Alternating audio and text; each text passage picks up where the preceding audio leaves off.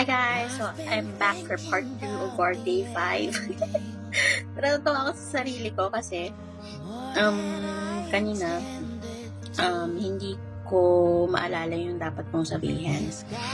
Ngayon walang naranasan na may gusto kong sabihin, parang bigla ko na lang siyang naisip, pero meron pa kasi akong sinasabi, so parang nawala siya sa isip ko. So ang nakakatawa kasi I tried to remember pa, tas in-add ko na talaga yung video nung kanina, kinat ko na lang siguro siya, tas i-connect ko na lang tong part 2 kasi gusto ko talaga siyang sabihin. So I tried to remember kung ano yung sasabihin ko, and nilagay ko na siya sa note ko.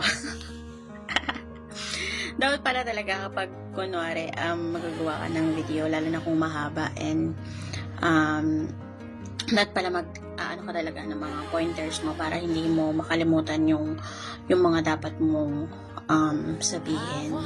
So yeah, ayun guys. So for me, ito lang, masabi ko lang, ito hindi siya kasama sa reflections natin, pero I just wanna share na as I try to do this daily realization every day, parang may mga bago din ako natututunan every day.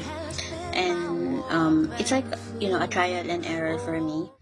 And ang saya lang kasi ang saya lang nung experience kasi nakakapag-share ako ng mga daily realizations and yung mga thoughts ko. Parang ang galing lang din. Siguro isa rin din to sa mga ways na ni God to help me to become a better person. Kasi actually ayoko talaga na gawin to. This is a little bit out of topic pero actually ayoko talaga na gawin to, and nagtatry mag-vlog yung partner ko. Actually siya yung gumawa ng page, and nagtatry kami mag-vlog, and minsan nagtatry kami ng video ng mga habang kumakain kami, and nagta-time-lapse kami ng mga ganun. I try doing it, pero ayokong ipakita yung mukha ko kasi nga nahihiya ako, and I'm not sure if magugustuhan ng mga tayo mga sasabihin ko, and I'm too afraid na baka mabash lang din ako. At saka syempre medyo nako-conscious din ako if yung physical appearance ko na hindi naman ako ganun ganda, and parang basta may mga insecurities ako na baka hindi lang nila man magustuhan ng mga tao. Pero I try doing this kasi na-realize ko na bakit hindi ko na lang i-share yung mga thoughts ko and online, and maybe somehow maka-help din ito ng mga ibang tao na kagaya ko rin, na kasi introvert kasi ako guys, so I really don't like being around many people, and mahirap siya for me. I'm not sure kung introvert din kayo. Kung introvert kayo guys, makaka-relate kayo na mas gusto niyo lang yung nasa bahay lang kayo. I don't like going outside that much talaga, and mas prefer ko lang na manood lang ng movies and makinig lang ng music. Masaya na ako doon as long as may internet sa bahay. Masaya na ako. Feeling ko nakakapag-explore na ako sa buong mundo. Basta may internet ako, okay na yun.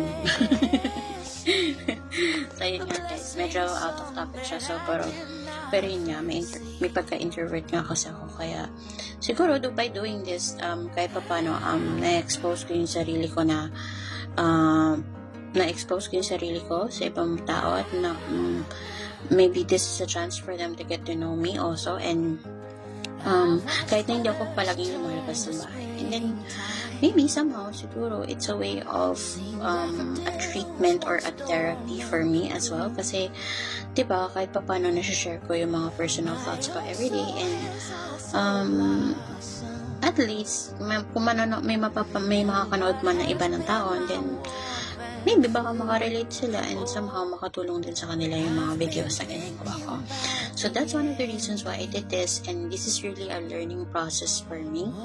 Marami din akong natututunan everyday, and siguro pag pinagpatuloy ko itong ginagawa ko, I'm pretty sure in the future mas marami pa akong matututunan, and mas mag-improve pa yung pagkagawa ko ng mga videos and pag-share ko ng mas mga detailed na mga realizations din sa inyo, di ba? Kasi hanggat maaari, ayoko din naman na sabog-sabog yung mga share ko, di ba? Tapos,